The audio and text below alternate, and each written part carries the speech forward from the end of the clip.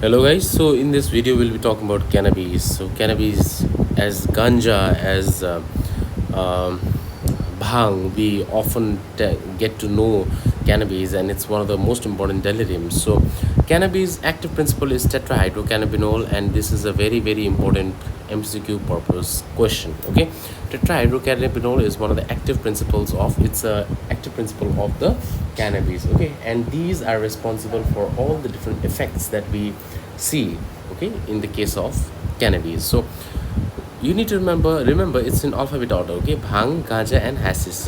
One M is excluded and this is known as marijuana. Okay, marijuana.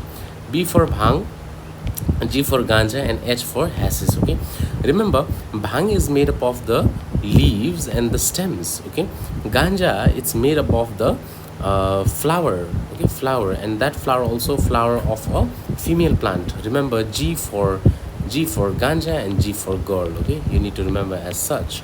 And hashish is made of resins.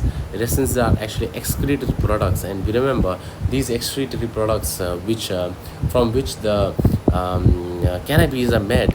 It is highly toxic, and the active principle in these hashes is about 25 to 40% of the active principles are present over here. In the bhang it is less than 15%, and in ganja it is 15 to 25%. Now remember the fatal doses. So if you talk about the fatal doses, 10 mg per kg body weight is the fatal dose for bhang.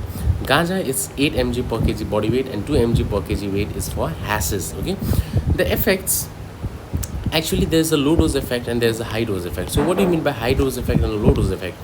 Low dose effect means the eyes will be red, that's known as congested eyes. Okay, that is, we basically tell, right, like your eyes looks red. Did you do some weed? Did you have some weed?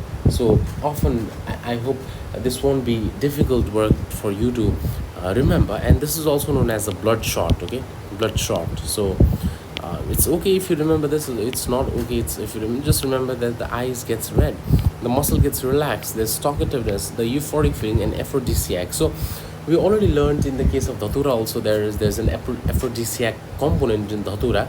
And of course dhatura was also one of the deliriums. So in the same thing, cannabinoids also have this aphrodisiac principle. And remember, the high dose or the chronic use, it tends to cause lack of interest, lack of attentiveness, doesn't want to work. Okay, maniac condition, psychosis.